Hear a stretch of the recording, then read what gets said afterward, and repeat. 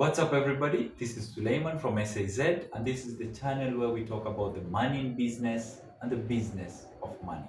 Today, we have a client highlight. This is Fatma Mohammed, the founder of WellnessKE, and also my partner. It's funny every time you say it. Yes, I'm happy to be here. Thank you so much for having me, and I can't wait for everyone to know what you've done for Wellness KE and how we've been able to just keep moving forward and grow as a business. Okay, so to keep this video short, I'll ask her, what is the first thing that you learned from SAZ? Ah, wow, I learned that numbers are important because I started the business, as someone who was passionate about health. I had health complications myself. So I wanted to help women. I wanted for them to be well. But I also thought that if I thought about numbers and money and pricing, then I would be taking from them. So it was a passion project.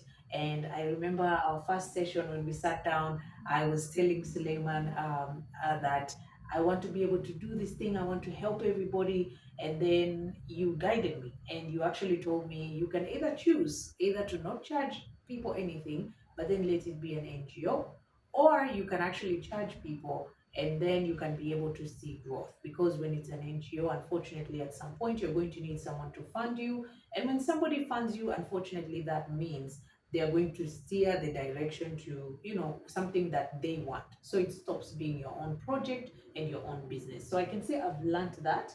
I've also learned the importance of branding in the sense that when I first sat down with you, I had this idea of what a logo should look like. And then during that time, I remember I came up with this image: a woman with all these arms. One is doing fitness, one is holding a plate of food, the other one is a fruit, a plant. And then I was like, maybe this should be the logo. And I remember Suleiman was like, no. And then with time, I understood that. And I think it's important for people to know what a logo really is, because most people, when they think of, let's say, if you're starting a bakery business, a baking business, maybe you think you need to have your pastries and your cookies and cakes there, but it Yeah. seems that's not really the case. That's not the case, because the purpose of a logo is to merely identify you, and it's not a communicator. There are things that communicate, such as brochures, flyers, and other things. Those are the ones tasked to communicate. The logo is just an identifier. And I'll give you a test. Right now, wherever you are viewing this video from, just look around in your house, in your office, and look at the logos of the different items that you can see. And nothing about them actually describe their line of business. An example is Mercedes Benz. You see that logo. Yeah. It doesn't tell you they are an auto car manufacturer. Yeah. Or even Apple. It doesn't tell you that they are a tech company. Yeah. But every time you see it, you understand this is Apple or Mercedes Benz talking to me. Yeah, and I think it's important for you as a business owner that you need to start from the ground up. There's an importance in you sitting down with someone who's a professional, and that's where I benefited so much when you would guide me all the way through, and you would actually just make sure that I'm making the right decisions and taking the right steps. There is a benefit to you investing in a business strategist because they're going to help you with that, and a brand strategist. So I can say that is something really big that I've learned, in terms of just growing the brand. And also, what is important when people talk about, let's say they've decided they're going to price their items. You have products you want to sell or a service. And most of the times you hear someone say, okay, so I bought this packet of njugu for 10 bob, so I'm going to sell it for 20 bob. Most people will just double the price and think they're making a profit. And I think that's probably one of the biggest, hurdles that business owners have to face, is when they get to that point where numbers need to. Exactly. It all depends with the strategy that you have. There are very many pricing strategies that you can employ, but at the end of the day, they must all accept one pricing strategy, which is the cost-based strategy. And the cost-based pricing basically factors in all the costs associated with that product, as well as your margin and the other expenses associated with it, so that now you can price adequately.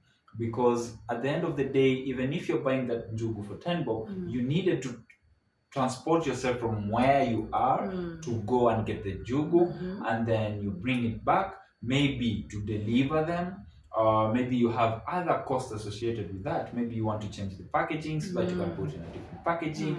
All those are costs. And then there are fixed costs such as rent and utilities, communication. Those also need to be factored in the same packet of jugu that you bought for 10 shillings. So it might be 3 cents here, 4 cents here. You know the KPLC, when you buy the tokens, they tell you this is fuel index charge, this is inflation. That's cost-based pricing, so that they make sure that the business is sustainable in the long run. I'm not trying to say KPLC is doing right or wrong. That's not the case. I mean, the fact that they're even trending for that should tell everyone that everyone is affected. But I guess you've understood. So in this particular scenario where someone is really they have bought the packet of jugus, so calculate that. How much will it take you for you to leave your house to go and get the jugus? How much will it cost you to get the jugus? Then how much will it cost you for you to bring them back to your home or to the location? Then are you paying rent at the place where you'll be selling the jugus? Then are you going to package them or repackage them? Then are you going to communicate with customers and suppliers? All these are just costs. And I think every business owner needs to know that. And the only way you'll know that is if you sit down with a professional that's going to guide you in terms of the numbers. I think people should also know that every time you run a business, there's something that you really want out of it. There are people who run businesses to make money. There are people who run businesses because they want to not work for anybody. There's some people who run businesses because they want to have an impact. So that is something else I've learned. Is the fact that you've asked me that question, really, like, what is the end goal? Where do you want to see yourself? And then where do you want to see the business? Then we worked from where I want to see the business, hopefully, and then now we started working backwards. And so far I can say it's so good, and I really thank God. Yeah.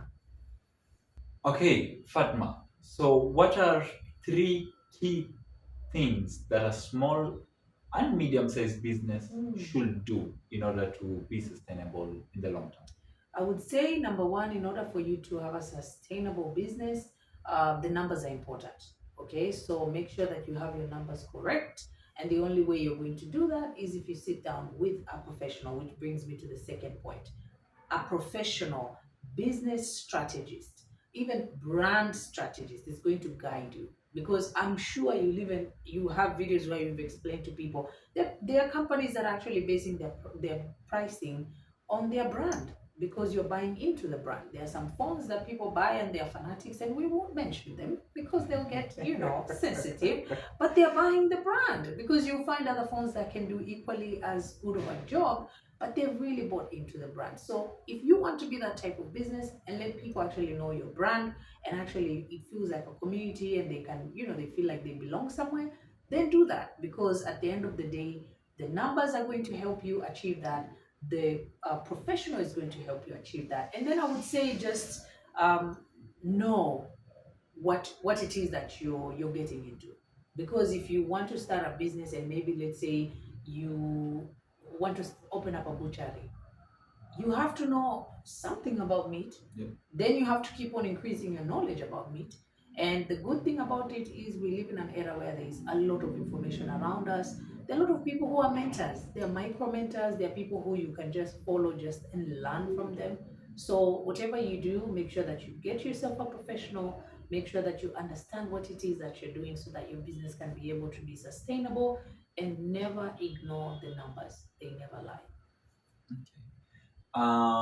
For those of you who don't know WellnessKE, WellnessKE is a platform that focuses on female reproductive health, and they look at a holistic approach in terms of creating well women worldwide.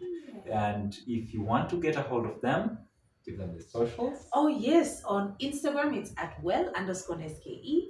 On Twitter, it's at KE Wellness. On Facebook, it's WellnessKE. And then on YouTube, it's WellnessKE. So once you're done with this video on YouTube, you can actually go to WellnessKE, and then you can actually just hit that subscribe button, and then like, and then share with anyone, because maybe the video is not for you, but it can be for someone else, and it's going to help them. And I really, really thank you, because I know that we have such a we normally have a lot of meetings about WellnessKE, and we have meetings with regards to the direction. And I wouldn't be where I am if it wasn't for you. I always tell you that because I feel like, just other than just being my partner, I feel like you have been my guide in that way, because you have this sense of seeing something. You can turn nothing into something. And then you can actually take it from one point and then you elevate it. So for WellnessKE, it was an idea, it was a passion. I was really moved and I felt like I need to do this. And then I had like about 30% of it.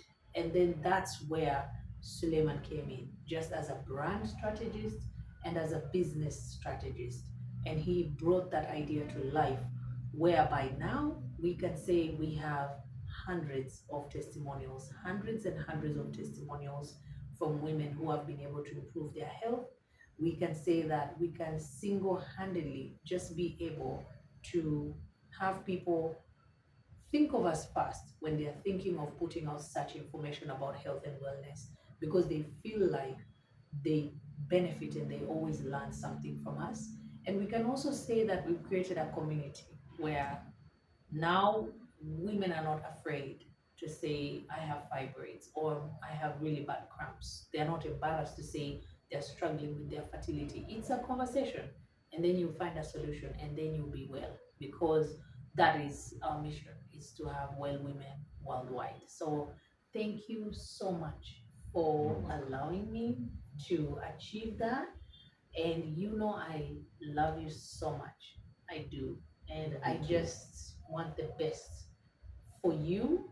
And I want for everyone to be able to also benefit the same way that we have been able to benefit as a business.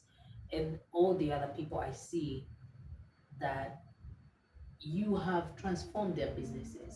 It starts off with an idea, it lives in their heads, then you take it out and then you turn it into this thing.